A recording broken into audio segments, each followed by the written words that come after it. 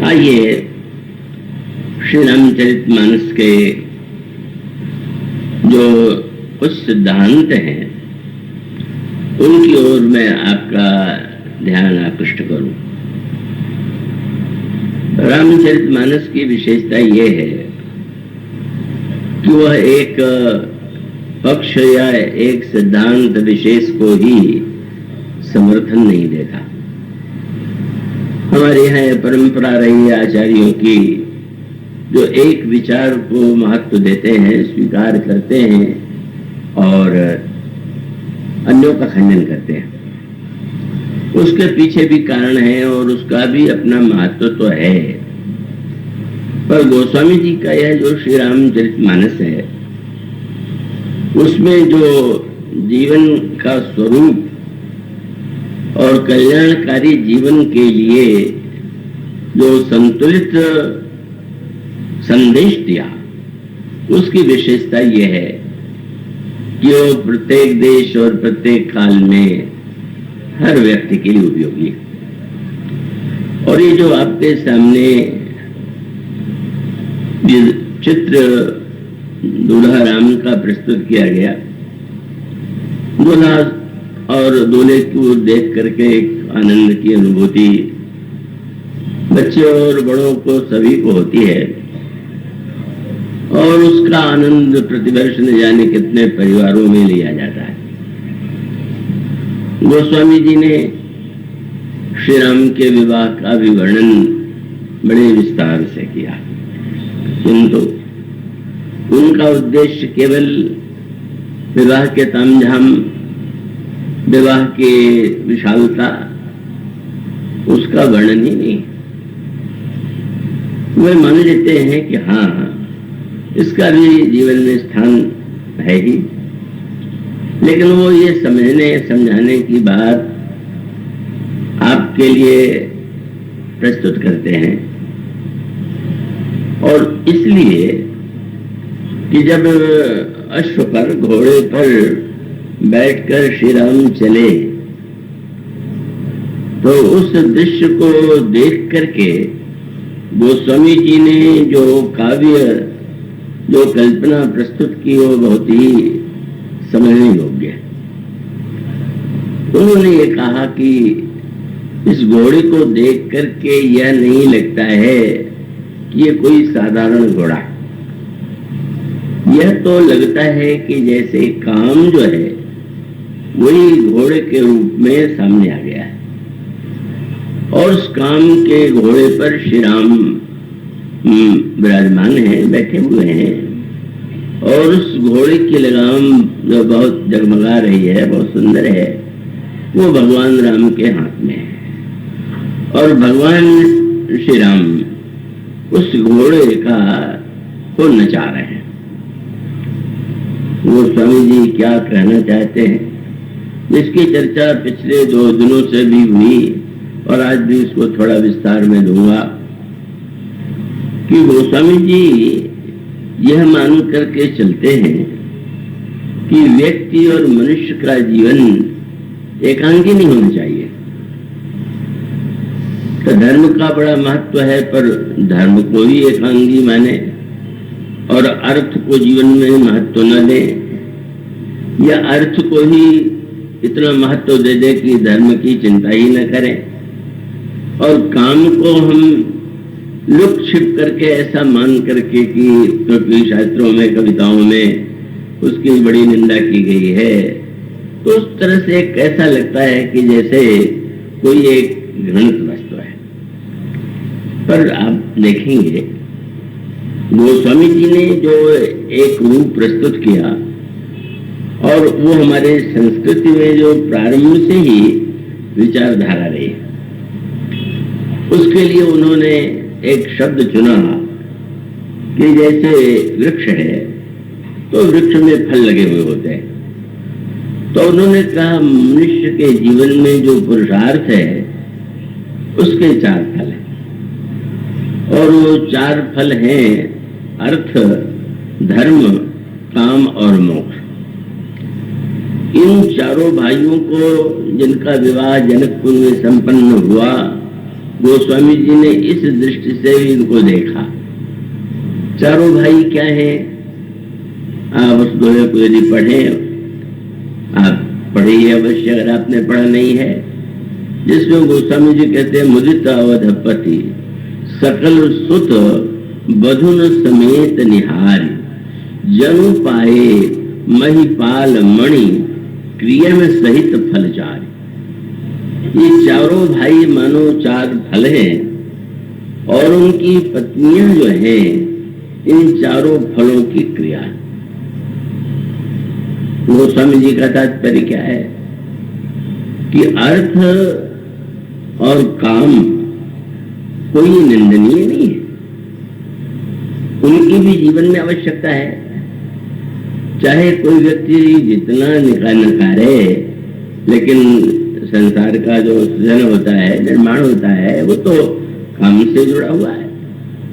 और आप जीवन में जो कुछ जीवन की रक्षा के लिए और अपने प्रसन्नता के लिए आप जो वस्तुएं खरीदते हैं, लाते हैं, प्रयोग करते हैं, उसका संबंध तो अर्थ से है।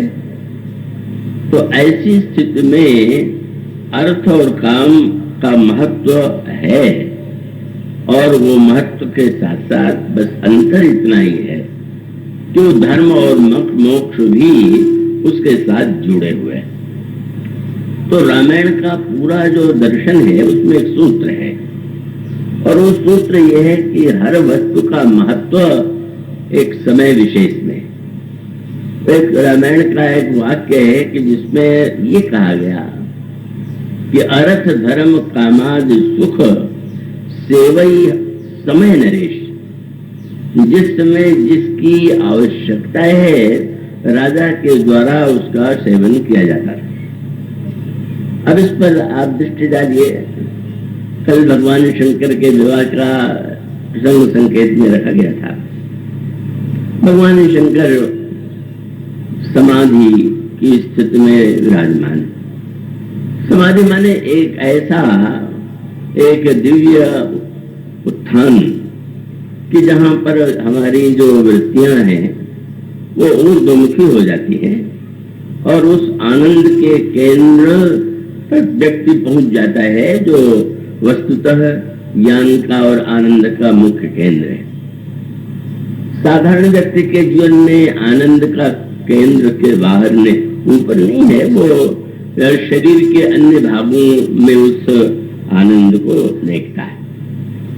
तो अब शंकर जी तो वस्तुतः उनको तो पूर्ण काम है, कोई आकांक्षा नहीं है, पर लोक कल्याण के लिए बस वही प्रश्न आया कि शंकर जी लोक कल्याण के लिए भगवान के आदेश को जो वो भूल चुके थे, काम के द्वारा बाण चलाए जाने पर उन्होंने स्वीकार तो कर लिया, पर उन्होंने काम को भस्म कर दिया। पर क्या समाज से काम को पूरी तरह से नष्ट कर दिया जाना चाहिए, भस्म कर दिया जाना चाहिए? और तब उसका एक बड़े महत्व का सूत्र है कि ठीक है, भगवान शंकर वृषभ पर बैठ करके ही विवाह के लिए, श्री राम यदि घोड़े पर बैठ करके जाते हैं तो शंकर जी घोड़े पर नहीं, वो तो बैल पर जाते, और उस बैल पर जिसके लिए वो कहा जाता है कि वो तो बूढ़ा बैल है। तो जैसा मैंने कल आपसे कहा था कि वृषभ को हमारे पुराणों ने रूप दिया धर्म का, धर्म ही मानो वृषभ है। तो भगवान शंकर दूल्हा के रूप में भी धर्म के वाहन पर बैठकर विवाह के लिए गए, और उन्होंने देवताओं की प्रार्थना किया, और कन्यादान के रूप में पार्वती जी से उनका पाणी ग्रहण हुआ। लेकिन उसके बाद आप देखें रामायण कैसा एकदम युक्त संगत और जीवन को पूरी दृष्टि से देखने वाला ग्रंथ है। भगवान शंकर पार्वती जी को उनसे विवाह करके कैलाश पर्वत पर आए, और तब अब भगवान शंकर राम कथा के बड़े प्रेमी हैं। कथम मुनिनोपदेशे ज्ञाना खत्म राम गुण करें बखाना। शंकर जी निरंतर श्री राम की कथा, राम का गुण गाया करते हैं और उन्हें सुनना भी बड़ा प्रिय है।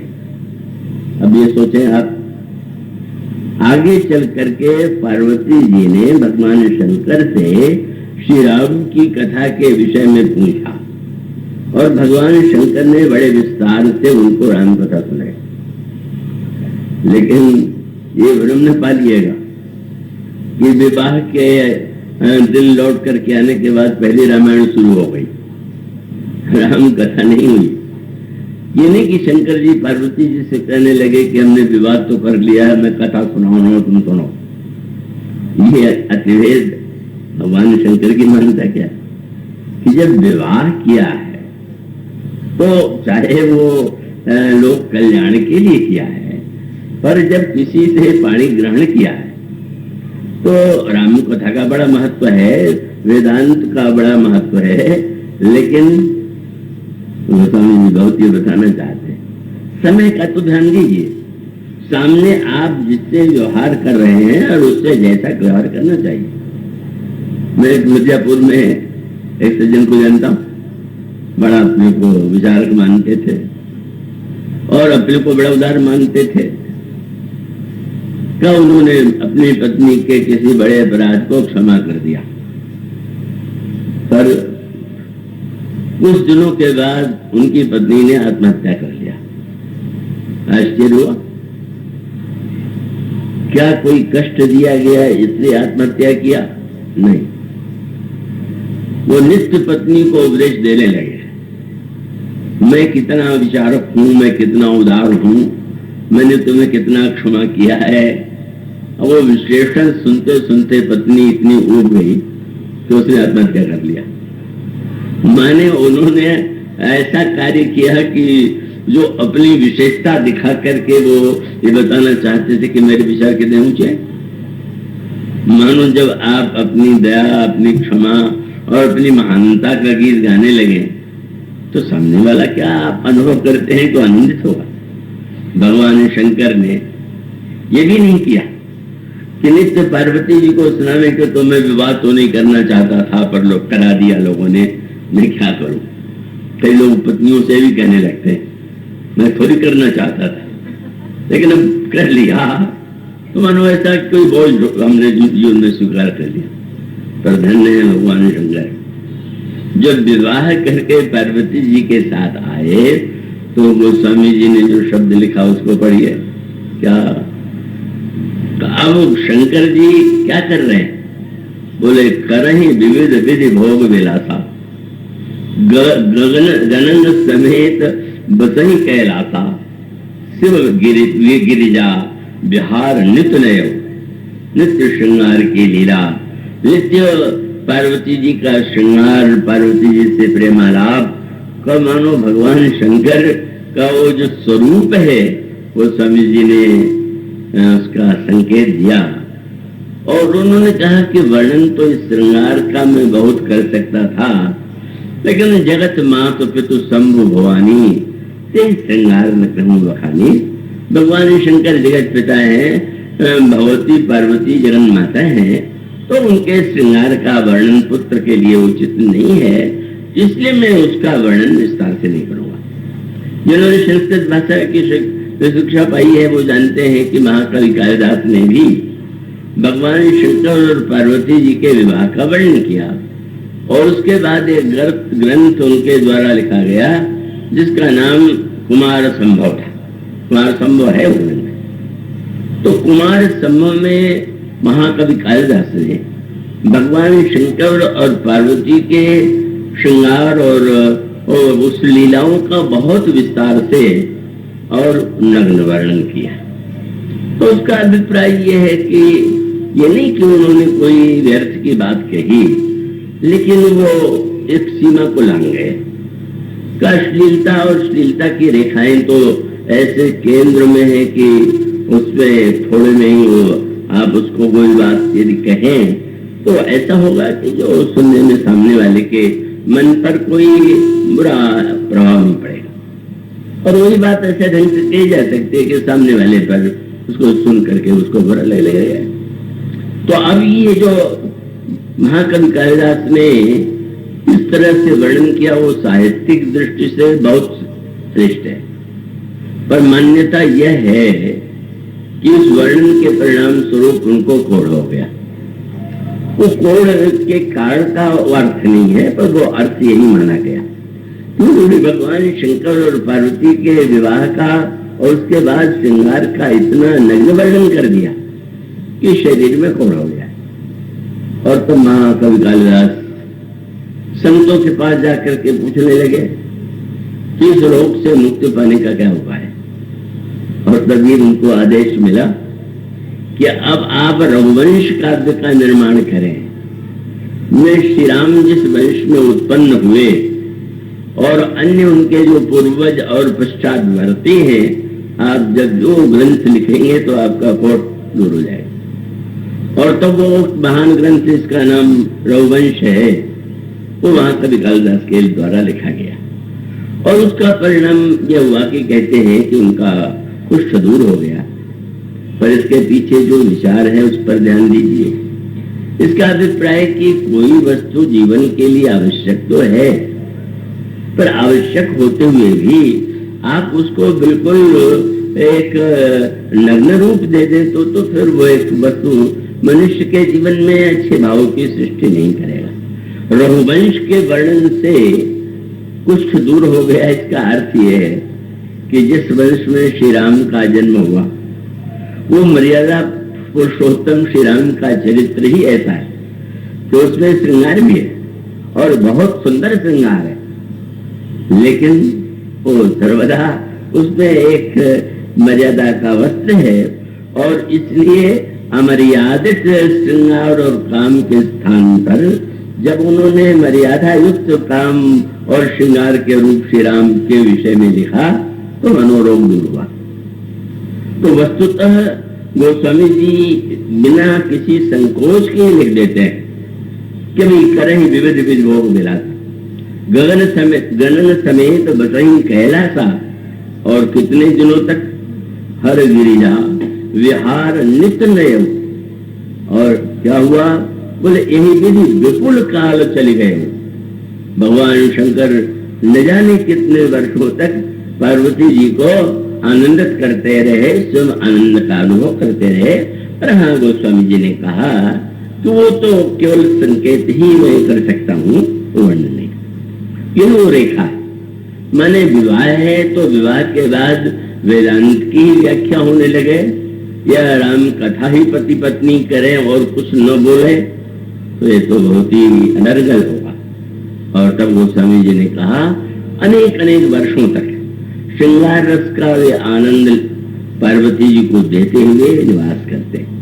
और तब तारकासुर का जन्म हुआ। तारकासुर का वध करने वाले सदानंद स्वामी कार्तिक का जन्म हुआ।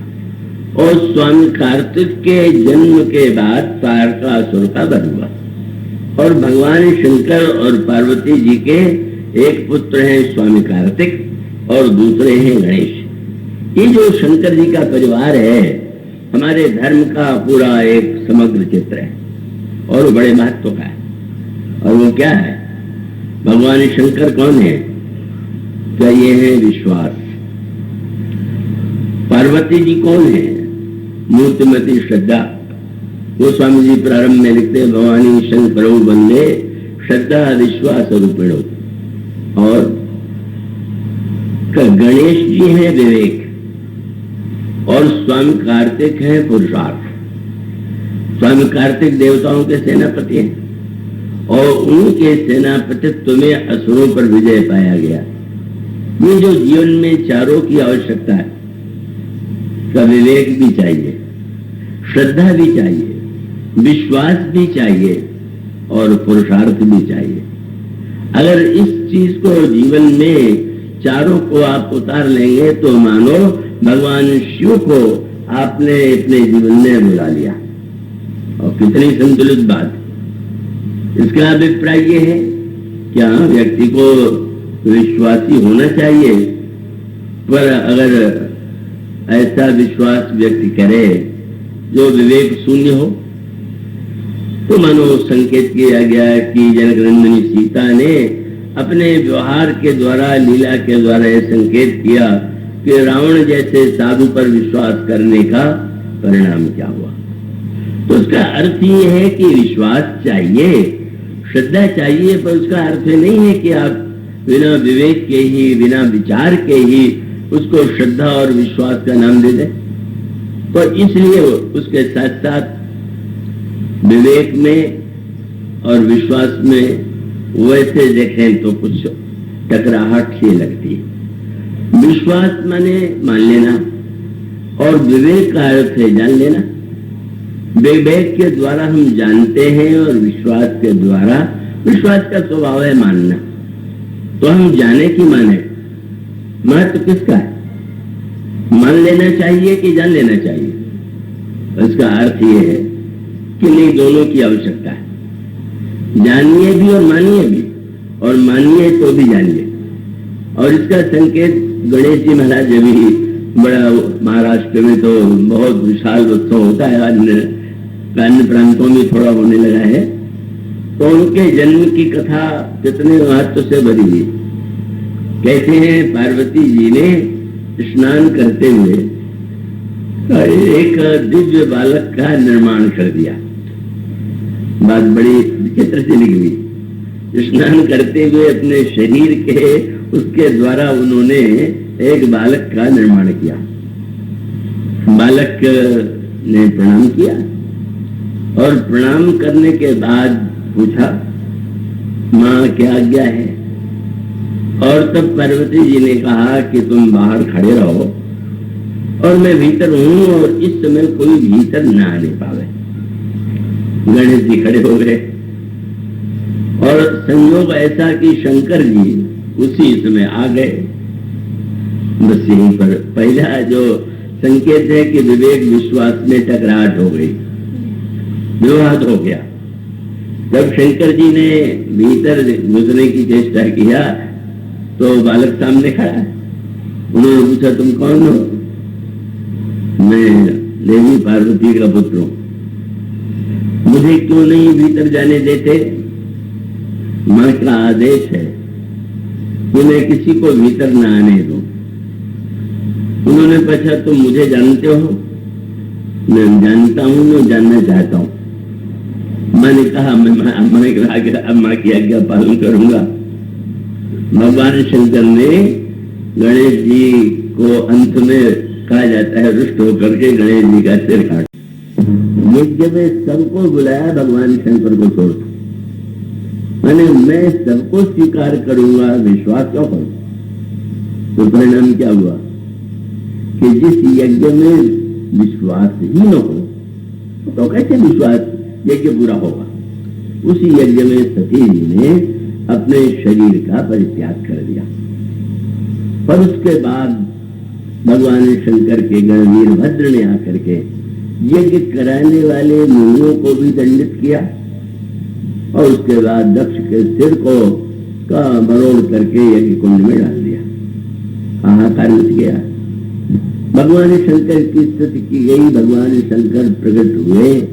महाराज अब दक्ष तो प्रजापति है, अब प्रजापति के बिना समाज कैसे चलेगा? आपने तो दंड दे दिया। तो भगवान शंकर ने कहा कि मैं सिर बदल के जीवित कर देता हूं। और तब अपने ससुर दक्ष का सिर उन्होंने बदल दिया और उस पर बकरे का सिर लगा दिया। ये बड़ी अनोखी कथाएं हैं। और गणेश जी का सिर काट करके बदला दिया तो गज का, तो बकरे को अज कहते हैं संस्कृत में। ससुर को अज का सिर दे दिया और बेटे को गज का सिर दे दिया। और दोनों बड़े बुद्धिमान थे, दक्ष भी बहुत बुद्धिमान और गणेश जी भी प्रारंभ में बड़े बुद्धिमान। भगवान शंकर कहते हैं जब अभिमानी हो जाए विवेक और बुद्धि का इतना अतिरेक हो तो वो सिर ठीक नहीं, सिर बदल देना चाहिए। और सिर बदल देने में भी पशु के सिर का अर्थ क्या हुआ कि मनुष्य को अपनी बुद्धि का बड़ा अभिमान होता है, पशु को तो अभिमान होता नहीं। तो इसका अभिप्राय ये है कि फिर वो विवेक और विश्वास। और अब यह जो विवेक है का वो श्रद्धा विश्वास दोनों से मिलकर के बना हुआ है। और अगर बहुत श्रद्धालु हो, आप बहुत विश्वासी हो या बहुत विवेकी हो, पर आप केवल सोचे ही सोचे, करें कुछ नहीं, तो आपकी श्रद्धा, आपका विश्वास, आपका विवेक आप कुछ कर ही नहीं रहे। इसलिए पुरुषार्थ भी जीवन में चाहिए, विवेक चाहिए, विश्वास चाहिए, श्रद्धा चाहिए और पुरुषार्थ चाहिए। तो भगवान शंकर का जो परिवार है वो भी पूरा हमारा जो एक हमारी धर्म भावना सनातन धर्म की है और उसकी व्याख्या है। तो भगवान शंकर का जो स्वरूप है तो सभी ने कहा, भले ही वो विवाह करना न चाहते हो, पर विवाह करने के बाद जब उन्होंने जीवन में काम को स्वीकार किया, विवाह को स्वीकार किया, तो भोग विलास को भी स्वीकार किया, चंगा को भी।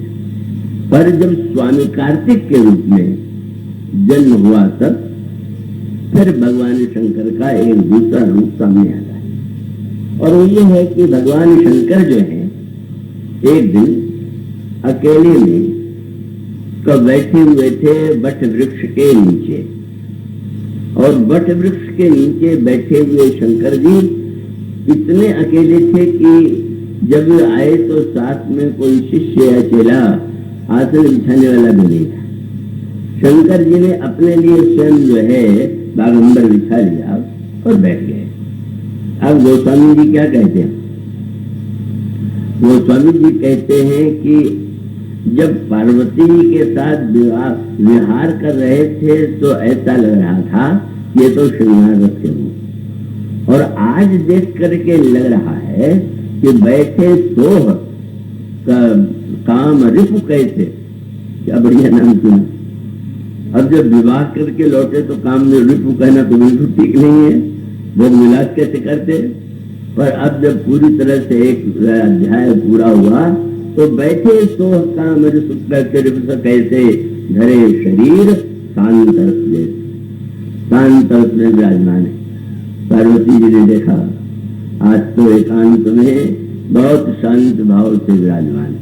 और तब आप पढ़ते हैं, पार्वती भल अवसर जानी गई सम्मुख मातु भवानी, और वाम भाग हर आसन दीना जान प्रिया आदर अति कीन्हा।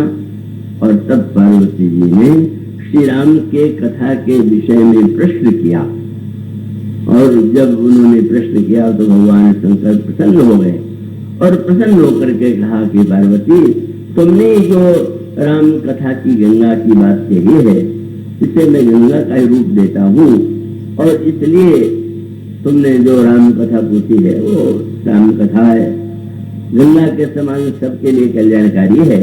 और तब वो विस्तार से राम कथा सुनाते हैं। क्या अर्थ हुआ कि जीवन में भगवान शिव जो योगियों के भी योगी है, जो साक्षात ईश्वर के ही रूप है, पर वे भी जीवन में समय के अनुकूल अलग अलग जो जीवन का धर्म है उसे स्वीकार करते हैं। और इसका पूर्ण संतुलन भगवान राम के चरित्र में, भगवान शंकर का एक विवाह और उसका एक अलग रूप है, और भगवान राम के विवाह का एक अलग रूप है।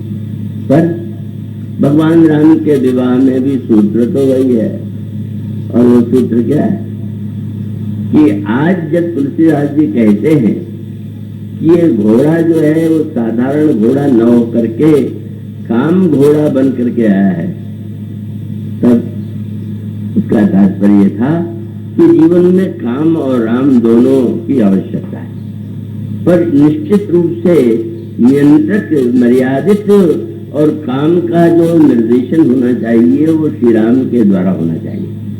और इसीलिए एक बड़ी अनोखी बात लिखी है, थोड़ा बहुत उसको गहराई से समझने पर उसका आनंद आता है। जो गोस्वामी जी ने एक नेत्रों की, मैं जैसे लगता है कि एक भीड़ एकत्र कर दिया। ये विशेष रूप से जनकपुर के प्रसंग में भगवान राम जब दूल्हे के वेश में घोड़े पर बैठे हुए श्री जनक जी के द्वार पर जा रहे थे, तो गोस्वामी जी ने कहा श्री राम का दर्शन अलग अलग लोग कर रहे हैं। मैं आशा करता हूं कि आप पूरी एकाग्रता से उसे सुन रहे हो। और वो जिन लोगों के नेत्र का उन्होंने वर्णन किया वो बड़ा ही मनोवैज्ञानिक और उसमें बहुत बड़ा संदेश गोस्वामी जी ने कहा। और ये बड़े महत्व की बात है कि भाई सृष्टि का क्या रूप है। तो आप सृष्टि का रूप एक तो वह है कि आप किसी कैमरे में चित्र लेकर के कहें इनका चित्र ये, पर आप जो चित्र लेंगे उस व्यक्ति के बाहर का जो रूप रंग होगा उसी का तो लेंगे। उसके मन का जो चित्र है वो तो आप नहीं ले सकते। और उसका तात्पर्य सूत्र यह है ये जो सृष्टि है वो सृष्टि के साथ बड़ा महत्व दृष्टि का है। किस आंख से क्या देखते हैं, बस ये अगर इस बात को व्यक्ति समझ ले कि दृष्टि का महत्व कम नहीं, और किस तरह से किन आंखों से आप देखते हैं, सही देखते हैं कि नहीं, कैसे देखना चाहिए, बड़ा मीठा प्रश्न आता है। धनुष टूटने के बाद जंगपुर से पत्र लेकर के दूत महाराज दशरथ के पास आए और आने के बाद दशरथ जी तो बड़े ऐसे गदगद हो गए, मेरे पुत्रों का पत्र लेकर के आए हैं, पास में बैठाइए। और जब वे प्रश्न करने लगे तो दूत उत्तर देने में बहुत देर लगाने लगे, क्योंकि उनको लगा कि प्रश्न नए तरह के हैं और प्रश्न जब पूरा हो जाए तब उत्तर शुरू करें।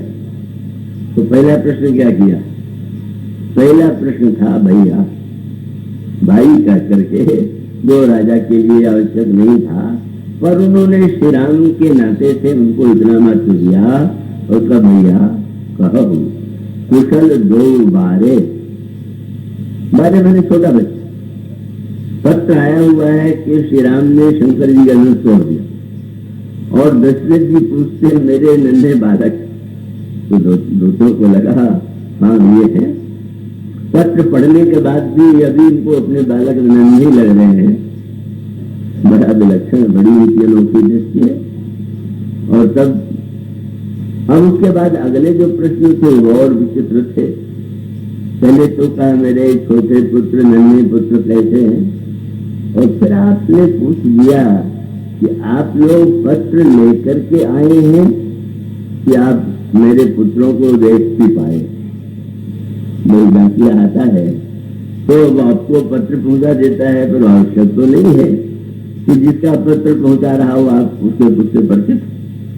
तो उन्होंने कहा कि आप लोग पत्र दिया गया तो लेके चले आए कि आपने मेरे पुत्रों को देखा।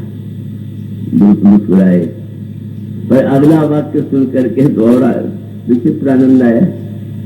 और आपने कहा कि देखा तो अपनी आंख से देखा कि नहीं। अभी तो बड़ी विचित्र बात है, कोई कहेगा अरे भाई देखेंगे तुम अपनी आंख से तो देखेंगे। और फिर उन्होंने यही उनका प्रश्न नहीं रुका, उसके बाद एक वाक्य और जोड़ दिया, अगर आपने देखा अपनी आंख से देखा कि नहीं, और अपनी आंख से भी देखा तो उन्होंने अच्छी तरह देखा कि नहीं। तो भाई हम पढ़ेंगे तो आपको यही लिखने मिलेगा, भैया कहो कुशल दो बारे तुम नीके निहनैन निहारे। अपनी आंखों से अच्छी तरह, विचित्र बात लगती है पर विचित्र है नहीं, बहुत कम लोग अपनी आंखों से देख पाते। कोई बात कभी तो दूरदर्शन की आंख से देखते, कभी मीडिया की आंख से देखते, आपको लगता है कि आप देख रहे हैं, पर आप जो देख रहे हैं वो तो आपको जैसा दिखलाया जा रहा है वो देख रहे हैं। आपने किसी के कहने पर अगर रंगीन चश्मा लगा दिया है तो आपको वस्तु तो उसी रूप में दिखाई देगी। तो मानुष का अर्थ है कि बहुत कम लोग ऐसे होते हैं जो अपनी आंख से देखते, और बहुत से ऐसे लोग होते हैं जिनके पास आंखें ही नहीं होती, और बहुत से लोग ऐसे होते हैं आंख होते हुए भी आंखें रोगी होती। रामायण में इसका बड़ा सुंदर विश्लेषण है। जैसे रावण अंधा है तो विचित्र व्यंग है। अंगद जब रावण की सभा में गए तो रावण की ओर बार बार देखने लगे, तो रावण ने आश्चर्य से देखा, बंदर बार बार मेरे मुख की ओर क्यों देख रहा? अंगद की ओर देखा तो अंगद ने कहा कि हनुमान जी जब यहाँ से गए तो लौट करके मैंने पूछा कि लंका में क्या क्या देखने योग्य है। लंका तो बहुत विशाल है, पर उस लंका में एक 20 आंख वाला अंधा रहता है। 2 आंख हो और अंधा हो तो समझ में आता है, 20 आंख वाला अंधा रहता है। तो मैं आश्चर्य कर रहा था कि कहीं 20 आंख वाला भी अंधा हो सकता है क्या? पर अब आके देख के समझ गए कि 20 लोचन अंधे, तुम देखो 20 आंख वाले अंधे हो। कितनी बड़ी बात कह दी है। महाभारत का धृतराष्ट्र अंधा है और यहाँ पर 20 आंख वाला अंधा है। तो धृतराष्ट्र तो सचमुच उनके पास आंखें नहीं, पर ये जो पात्र है रावण उसके पास तो आंखें हैं। पर रामायण में कहा गया कि रावण की समस्या ये है कि रावण के पास आंखें नहीं। हाँ, भगवान शंकर ये कहते हैं कि भाई हर वस्तु को देखने के लिए भी दृष्टि की आवश्यकता होती है। मान लीजिए आकाश में चंद्रमा है, तारे हैं, ग्रह नक्षत्र हैं, इनको आप देखना चाहें तो एक तो ये है कि आप बैठ जाइए और रात के समय आकाश में इनको देख लीजिए, पर वो देखना तो पूरा देखना नहीं। जब वैज्ञानिक देखता है तो दूरबीन के द्वारा, कितने यंत्र आजकल विज्ञान ने बनाए हैं कि जिनके द्वारा वो दूर से दूर के ग्रह नक्षत्र तारों को देखने का प्रयास करता है और उसके द्वारा उसको एक नया रूप दिखाई देता है। चंद्रमा आपको जैसा दिखाई देता है वैज्ञानिक को वैसा नहीं दिखाई देता। तो इसका अर्थ यह है कि हर वस्तु को देखने की दृष्टि एक ही नहीं होती। आप शरीर से रक्त दे देते हैं तो थोड़ा दृष्टि उसको ले लेता है। अब अगर वो रक्त कहीं इसमें सामने रख दिया जाए तो देखने में तो रंग से मिलता जुलता दिखाई देता, लेकिन उसको देखने के लिए एक नई दृष्टि का उपयोग उसको करना पड़ता है। और तब जब वो देखता है तो उसको लगता है कि नहीं, अन्य जो तले रक्त हैं उन रक्तों में भेद है। किसी में रोग है, किसी में रोग नहीं है, किसी में रोग है तो कौन सा रोग है। तो इसका अर्थ है कि भाई हर वस्तु को देखने के लिए आंखें एक ही उपयोगी नहीं है। जिस वस्तु को देखने के लिए जो आंख चाहिए, इसीलिए हमारे भक्त कवि ने कहा, उससे पूछा गया कि भगवान कृष्ण के भक्त कवि से किसी ने पूछ दिया, हम भगवान श्याम कृष्ण को देखना चाहते हैं, तो आप बताइए कि उनका दर्शन कैसे हो। दर्शन तो आंख से होता है। तो कवि ने कहा कि हाँ, एक ही उपाय। क्या? बोले, देखन को घनश्याम की मूर्ति चाहिए सूर्य की आधरी आंख। श्री कृष्ण की सुंदरता देखने के लिए सूरदास की अंधी आंखें चाहिए। कितनी मीठी बात कह दी है। और इसका अभिप्राय आपको भक्त और प्रेमी अगर उसकी दृष्टि मिले तो बाहर से भले ही सूरदास अंधे हों पर वो दृष्टि है और उसी के द्वारा भगवान को देखा जा सकता है। तो इसलिए इसका अर्थ है कि अगर आप देखना चाहते हैं तो पहले अपनी आंख को तो देखिए, और देखिए नहीं उसमें संदेह हो तो दिखलाइए डॉक्टर के पास जाके, और तब उसके बाद जब आप उस पर देखेंगे, इसका संकेत यही है कि हम वस्तु को, व्यक्ति को सही देख ही नहीं पाते। एक व्यक्ति को आप देखते हैं, आप कहते हैं बहुत बड़ा, दूसरा व्यक्ति कहता है बहुत अच्छा। ये अंतर क्यों दिखाई दिया? कि दोनों की आंख एक तरह की नहीं, दोनों की आंखों में भेद है। आपकी आंखों में राग है तो अच्छा लग रहा है, किसी की आंखों में द्वेष है तो उसको बुरा लग रहा है। इसलिए वस्तुतः ये जो आंखें हैं, एक दाहिनी ओर है, एक बाईं। और शंकर जी को ये कहेंगे कि उनके तीसरी आंख बीच में, तो हम लोगों के पास तो 2 आंख है, दाहिने या बाएं। बीच वाली जो दृष्टि चाहिए, जो संतुलित है, जो वो है, वो आंखें नहीं। तो वस्तुतः देखने के लिए भी पहले दृष्टि दृष्टि के रोग पार्वती से शंकर जी से पार्वती जी ने पूछा, श्री राम अवतार लेते हैं पर बहुत से लोगों को दिखाई क्यों नहीं है? तो शंकर जी ने क्या कहा कि मुकुर मलिन और नयन विहीना, राम रूप देखें क्यों हीना। जिन लोगों के पास सीता नहीं है, अभी में आपको बता रहे थे कि रामायण एक दर्पण भी है, चित्र भी है, शीशा, और उसका अर्थ है कि शीशे में आप अपने को देख सकते हैं। तो शंकर जी कहते हैं कि श्री राम को अगर देखना हो तो पहले अपने को देख लीजिए, और अपने को देख करके ये पहले पता लीजिए, लगाइए कि आंखें आपकी कैसी है, ठीक है कि नहीं ठीक है। तो इसलिए इसका अर्थ यह है कि जो देखने की कला है, जब भगवान राम धनुष यज्ञ में आए थे तो संसार के अनियमित राजा थे, अधिकांश ने प्रयोग किया धनुष तोड़ने का, पर वो नहीं तोड़ पाए। तोड़ना तो दूर रहा, उठा भी नहीं पाए, खिसका भी नहीं पाए। पर वो जब निराश होकर के लौटे तो उन्होंने देखा कि कुछ राजा बड़े प्रसन्न भाव से बैठे, उनको बड़ा बुरा लगा। उन्होंने कहा कि तुम लोग क्या तमाशा देखने आए थे क्या? और नहीं देखने आए थे तो तुम लोग क्यों नहीं उठे? तुमने धनुष क्यों नहीं तोड़ने का प्रयास किया? उन लोगों ने कहा कि नहीं, हमें धनुष तोड़ करके जो मिलता उससे दूना मिल गया बिना तोड़े। क्या हम तो जनक नंदिनी सीता को पाने के लिए आए थे, लेकिन जब श्री राम का दर्शन किया तो लगा कि श्री राम तो जगत पिता है और जनक नंदिनी सीता है, और हमने तो यहाँ आकर के जो हमारे जीवन के वास्तविक पिता और वास्तविक माँ है उसे पा लिया, और पा लिया तो अब क्या आवश्यकता है कि हम व्यर्थ का धनुष तोड़ने का प्रयास करें। तो उन्होंने कहा क्यों आपको दिखाई दे रहा है कि जगत पिता माता है, हमको तो नहीं दिखाई दे रहा है।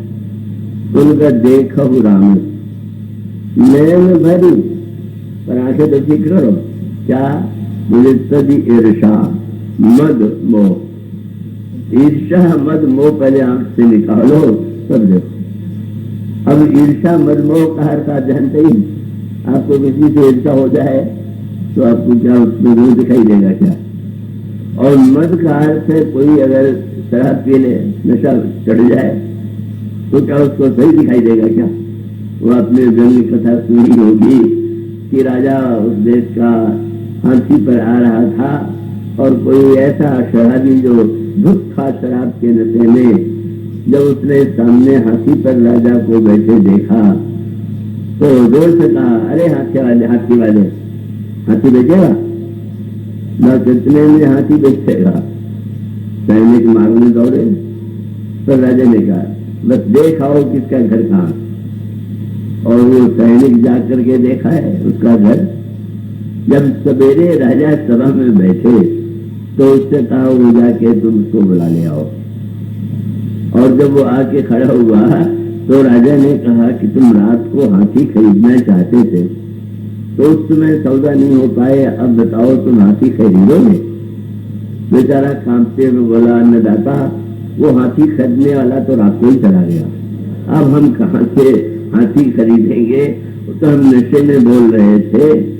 तो भाई आपको अगर कोई मद है, और मद केवल यही शराब नहीं है, धन का मद हो, विद्या का मद हो, पद का मद हो, मद तो अनेक, उस मद में जो मत है वो कैसे श्री राम को देखेगा?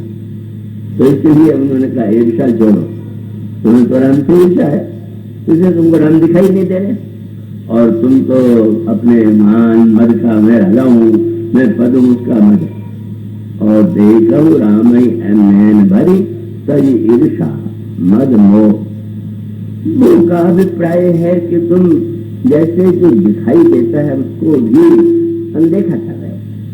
तुम नहीं अनुभव कर रहे हो कि विश्वामित्र जैसा महान संत जिन्हें लेकर के आया वो क्या कोई साधारण राजकुमार हो सकते हैं? तो मनुष्य का अभिप्राय यह था कि देखने के लिए दृष्टि चाहिए, और वह संतुलित आंखें, संतुलित दृष्टि बिरले व्यक्तियों के पास होती है। अधिकांश लोगों के पास तो आंखें जैसे मुठिया बंद हो या कोई रोग हो, इस तरह से ईर्षा, मदमोह आदि से ग्रस्त हैं। और इसलिए मानो रामायण का सूत्र ये कि श्री राम जब दूल्हा के वेश में आए, और दूसरी ओर जो मैं आपको सुना रहा था कि महाराज दशरथ ने दूतों से पूछा, मेरे पुत्रों को देखा, अपनी आंख से देखा, अच्छी तरह से देखा। दूत सोचने लगे कि अब प्रश्न पूरा हो जाए तब बोलेंगे, अभी पता नहीं क्या पूछने वाले। तो आपने देखा, प्रश्न फिर आगे बढ़ गया।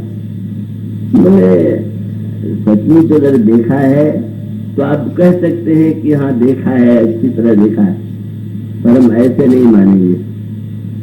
देखा है तो पास से देखा है कि दूर से देखा? कैसे?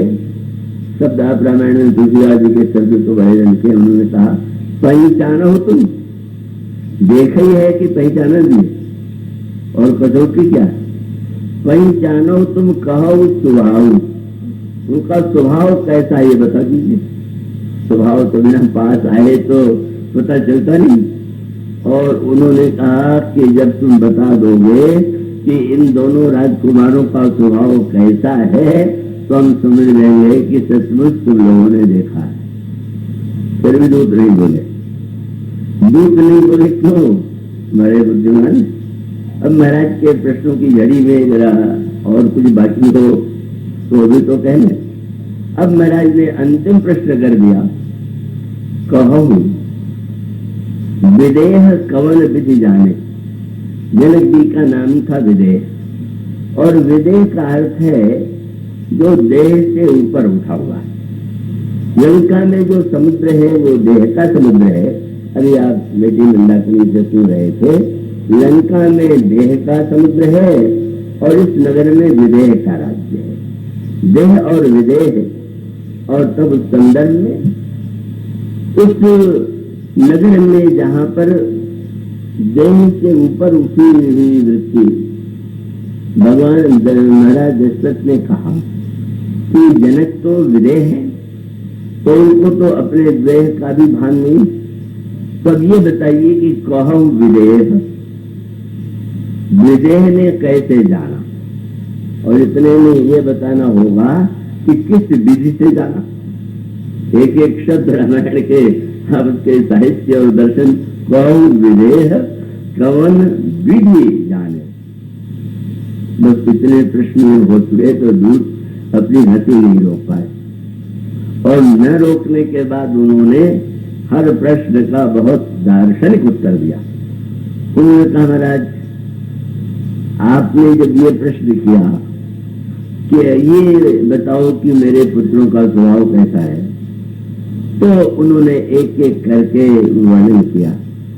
राजन राम अतुल बल जैसे, तेज निधान लखन पुनि तैसे, कंपई भूप विलोकत जाके, जिन गज हरि किशोर के ताके।